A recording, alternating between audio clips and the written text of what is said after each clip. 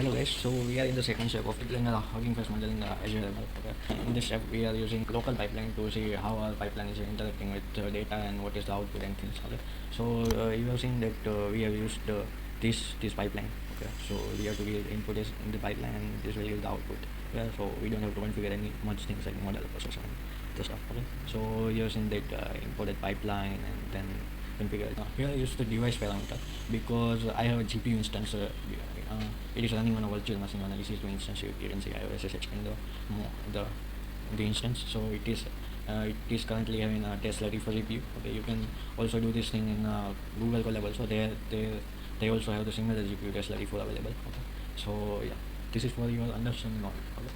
So there are a bunch of different imports for the opening image and then passing the image and then converting the output in the data frame format.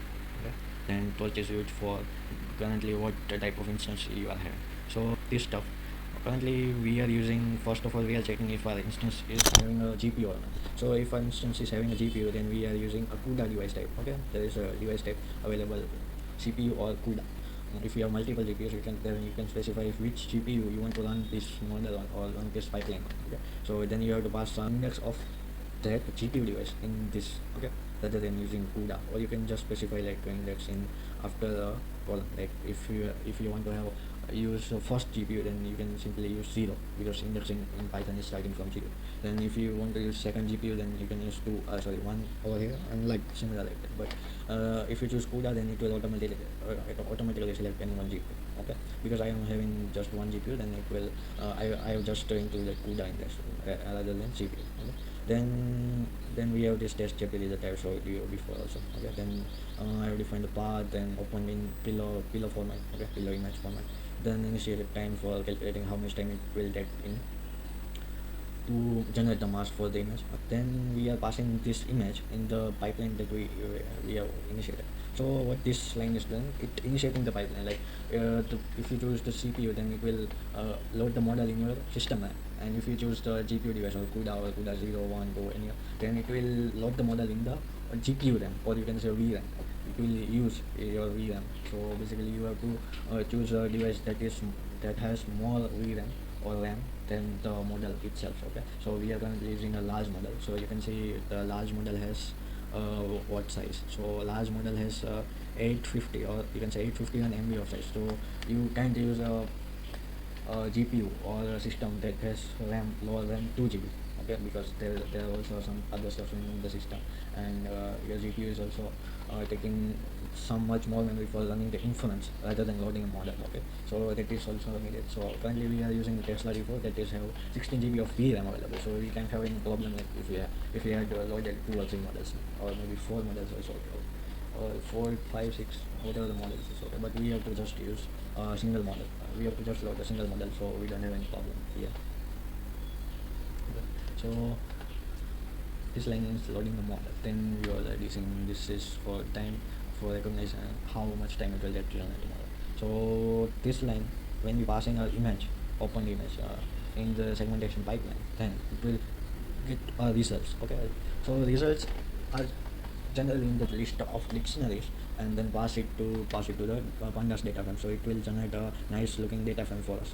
Okay, so in the data frame we have 3 columns: score, label, and mask. So whatever the score score, or you can say generating percentage for that label and for that mask is used by is predicted by the model. Okay, yeah. And I also printed the computation time for the generating mask and stuff from the passing our image and then generating a model. It will take around 2 seconds. You can see it can vary upon the size of your image or the details in your image. Okay, we just have a few components, so it don't take much time. Okay, so then we'll see the masks are provided in a pillow.image object. So we'll see how that will actually look. Okay. So I have just saved the images right here, so you can see. So the first index, the 0 index, you can see there is a dog. So these all are the binary images, binary mask. Okay, so whatever the detected area, this white was the mask for that object. Okay, so we have the dog, so we have the binary image of mask of dog. Okay, then we have the mask for tree, then we have mask for the background buildings or buildings. Then we have mask for the road, or you can say the floor. Okay, then at last we have the mask for this car. Okay. Our model has detected 5 mask or 5 objects mask in from that image. Okay, so now as you can see how our model is running in a local system or in a local environment. Now we have to prepare a custom format for deploying our model into Azure ML. So Azure ML is given as a custom format or in which we have to generate a scoring script.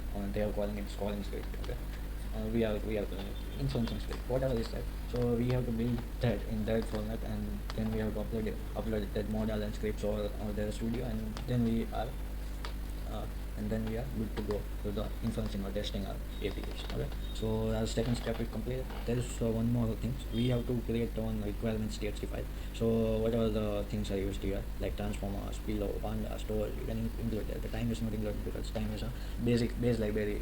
It included already in the Python. Where you install the Python in the system. Okay, so that I have not included here, but in the requirements.txt you have to include the libraries that are not included with the Python package. So whatever you used for, so you used pip install for whatever the libraries, you have to include it in the requirements.txt file.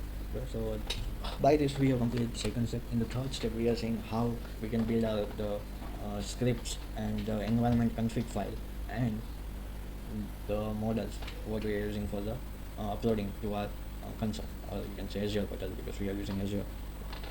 We'll see that in the next step. Okay.